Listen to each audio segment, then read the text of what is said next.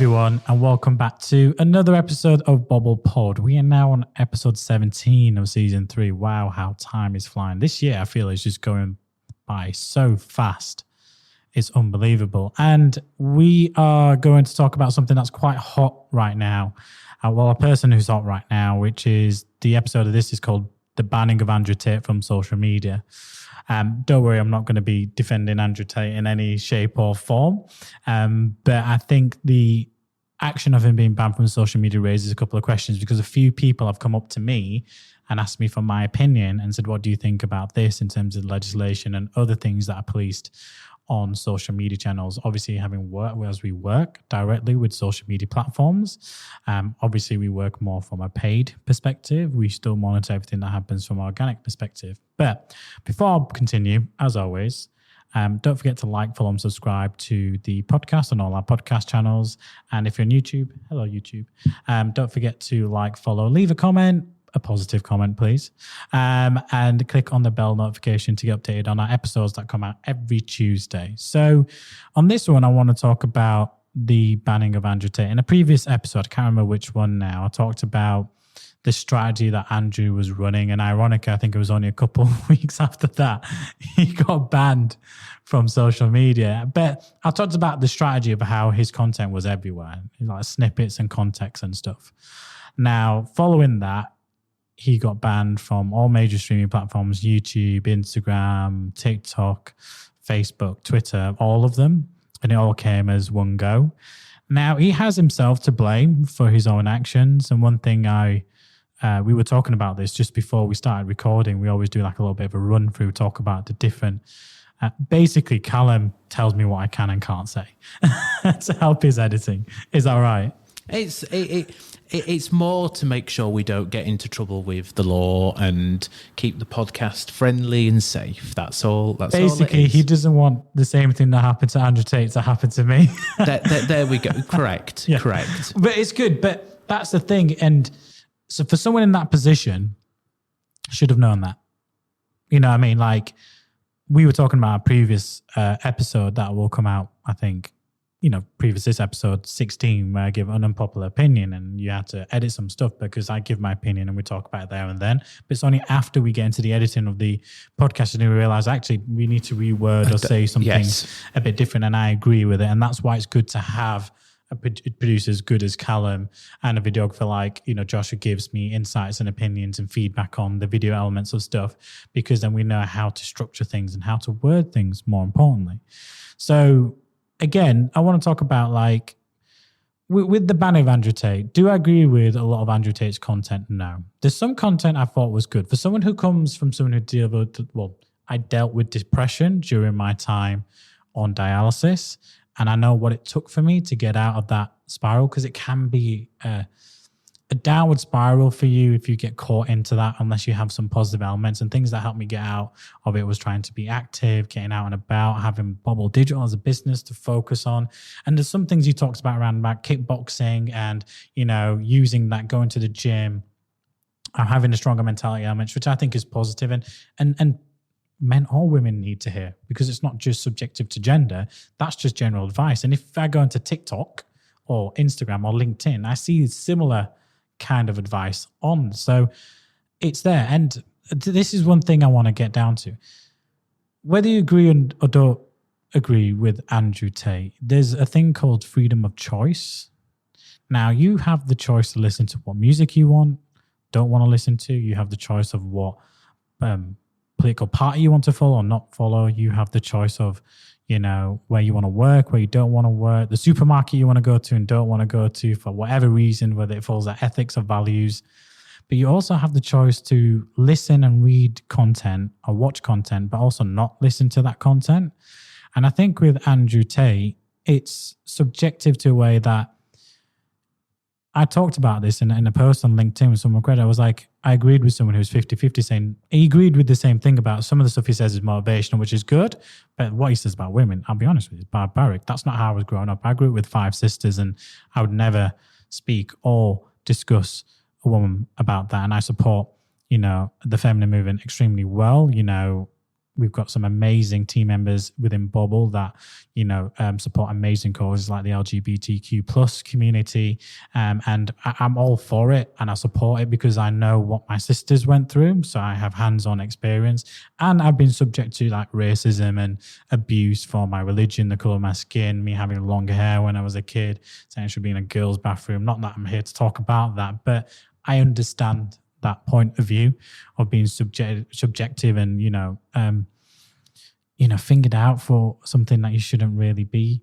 So, and Andrew Tate has to hold up responsibility, because even though it wasn't his profile that was sharing all the content, it was a lot of other profiles that were creating cut-ups of his content and sharing it out. He had a responsibility to stop that. But he didn't, because it suited his social media strategy, which was getting his name, his content out there, getting more followers, getting more people to join up to his HU and all this kind of stuff. So I had to do some research into it before I came out to understand what it was. So he had a clear strategy in place, and it worked. And that strategy has backfired to some degree because, he's banned off the main social media platforms and he has himself to blame for it. But I kind of disagree with the fact that he got banned, because it comes down to freedom of speech and freedom of choice to listen to someone's content and not listen to someone's content. Now, just because I think he shouldn't be banned doesn't mean I agree with Andrew Tate. Let me make that very, very clear. I'm not here to advocate it. I'm here to talk about content being banned from social media and who's policing it. Because when you think about it, Andrew Tate has a responsibility, yes, to police the content that's not been shared from his platform and been shared by hundreds of others into context that's taken out of context, should I say. He had a responsibility, not just to say in his final video that, yes, he could have done more. You allowed it to happen, which is what led you to the position you're in. So you are responsible for that. And that content is still out there now. So if it wasn't him sharing the content, it's his other content that features him sharing him out, then is it the social media platforms that are responsible for taking that content down as opposed to taking him down? Because there's a lot of content across social media that I don't agree with that's still on there. And I'm thinking, where's the same cancel brigade against that? And we talked about a couple of them where I was citing it, where you've got a podcast called Kill All Men. And the CAM is in blood and there's a woman there holding a knife. That's the image of the podcast. Now, the term itself is very harrowing. And when you consider that 75% of all suicides are male, and you've got a podcast called Kill All Men, what if I was to link the two together and start a cancellation or cancel this podcast? I'm not going to, because I don't care about the podcast. I'm never going to listen to it. But then it comes back to my first point, freedom of choice to listen, but not to listen. But I make a very important point. Just because you choose not to listen doesn't mean you ignore the problem. So if someone's out there saying hateful content about women, doesn't mean you just ignore. You might not agree with it, so you might not watch the content, you scroll through. If you feel that strongly about it, you can cite that content and say, I disagree because I think this is how you should treat a woman. Does that make sense? And that's just me giving an example. Freedom of choice to listen, not listen, doesn't mean you ignore the problem. You can always put out more positive and better piece of content out there yourselves. But you're citing that original content to allow you to do it. I think by banning him, my only concern is someone worse is going to come in and just fill that void. That void always gets filled by somebody. And I feel like on social media platforms, someone worse is just going to come across. Sometimes it's a quote they say, better the devil you know than you don't. And not to say that you should allow it, but it's a very, very topical piece of, subject right now, because who decides who we cancel? And it's the social media platforms. But we talked about Can't Kill All Men, and there's females on there, women on there that are selling themselves to promote their OnlyFans account. And TikTok is accessed by children as well. So who has the responsibility and who decides what is good content and what is bad content, what's right and what's wrong? And ultimately, it comes down to the social media companies. But it came from a movement of people originally to get him banned. But I feel like, well, where's that same movement of people against, women subjugating themselves to sell their OnlyFans account? There's a Twitter account that's from a terrorist group that's active and live. I mean, the hypocrisy in that is like, I'm not trying to compare saying one's worse than the other, but I'm saying there's a lot of hateful content out there. You have the choice to listen to, not to listen to. But I guarantee if you went out on TikTok and Instagram and looked for it, it's there. It's there. And there's worse things than what Andrew Tate has said that's out there, which is probably more degrading to women. There's a lot of racism stuff out there that you see. There's a lot of things propagated as jokes, but it's really just hateful speech as it comes to it. And when I see posts and people saying, I'm glad he got cancelled, it should be silence, it reminds me of a quote that I mentioned. Someone says, it's like, the people that's cancel brigade that went after him and got him banned is like, you abuse the freedom of speech afforded to you whilst you celebrate it being taken from somebody else. Now, Callum made a really good point earlier before we came. You said freedom of speech isn't technically law, is it?